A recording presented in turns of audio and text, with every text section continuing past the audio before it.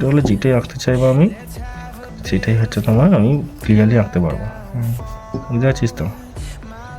আমার কোনো বাধা থাকবে না মেন কথা।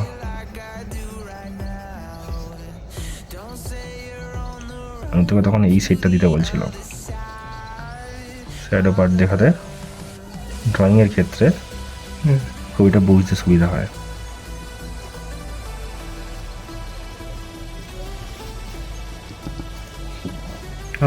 বুঝতে পেরেছি। এই টোনগুলো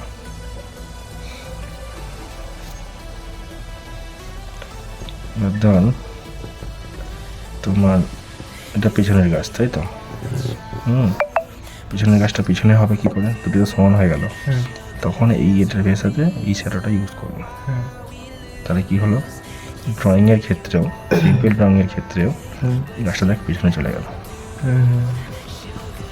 মানে ফোর শ্যাডো পড়ে গেল, মানে শ্যাডোটা পড়ে গেল। শ্যাডো পড়ে গেল না, এটা শ্যাডো নয়, ভুল হচ্ছে, এটা পেছনে আছে, ডার্ক দেখাচ্ছে। আচ্ছা, এটা ফোরগ্রাউন্ড হয়ে গেল। এটা ডবল লেয়ার হয়ে গেল, দুটো লেয়ার হয়ে গেল, সামনের পজিশন পিছনের পজিশন। এর পরের পজিশনটা যদি করতে চাস তাহলে আবার ব্যাপার আছে, তখন ক্রস হ্যাচিং হবে নাকি এদিক ওদিক? না না, এর পরেও একটা গাছ আছে, ঠিক আছে? পরে একটা গাছ আমি দিলাম,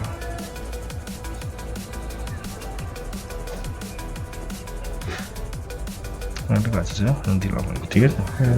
তখন কি হয় জানিস, তখন আর এর থেকে ডার্ক হবে না, এটার মাঝখানে লাইট হবে, মানে এটা আবছা হয়ে যাবে।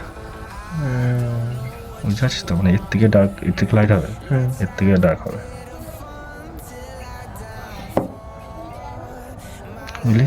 ওটা মানে ওইটা অনেকটা ঘন ঘন হলো, আর এইটা হচ্ছে একটু বেশি হলো। ঘন বেশিটা কেন দিচ্ছি বলতে, লাইট পজিশনটা দেখানোর জন্য। এইটা কি হবে, গাছ আছে, এটা সেকেন্ড লেয়ারের গাছ, এইটা অলরেডি একটা হালকা টান দেবো, কিন্তু এইটা আরো আবছা, মানে এটা না দেখানোর মতনই হবে।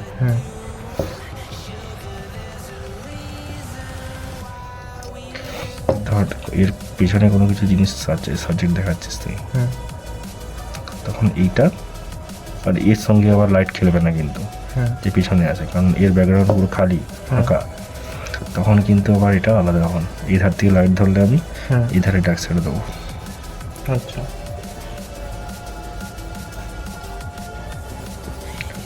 আর এই পজিশনের সেরাটা এখানে একটু পড়বে, আর কিছু না।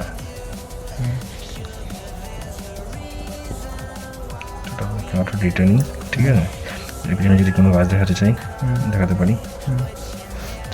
ওভারঅল এটা হালকা এই দিয়ে এটা মিশে যাবে। এটাকে বোঝাবো কী করে, পিছন থেকে ব্যাকগ্রাউন্ডে আছে এটার জন্য।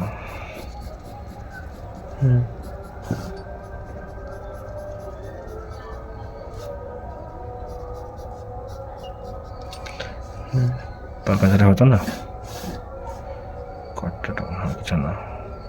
আর তুই এখানে কোনো সাবজেক্ট দিতে পারিস, কেউ বসে আছে, কেউ কোনো পুকুর আছে, কোনো ইয়ে আছে, তুই যে কোনো সাবজেক্ট দিতে পারিস। একটা পুকুর দেখাবো আমি এখানে, হালকা টোন, পদ্ম ফুল, এ ফুল, শালুক ফুল, আচ্ছা হয়ে গেল। এর রাস্তা দেখাবো, তখন এখানে পাশ দিয়ে একটু এটা বোঝা যাবে এটা সরু কেন, এখানটা মোটা কেন, দূর থেকে সামনের দিকে আসছে বলে, আর কিছু না। কয়েকটা পাথর পড়ে আছে, সেটাও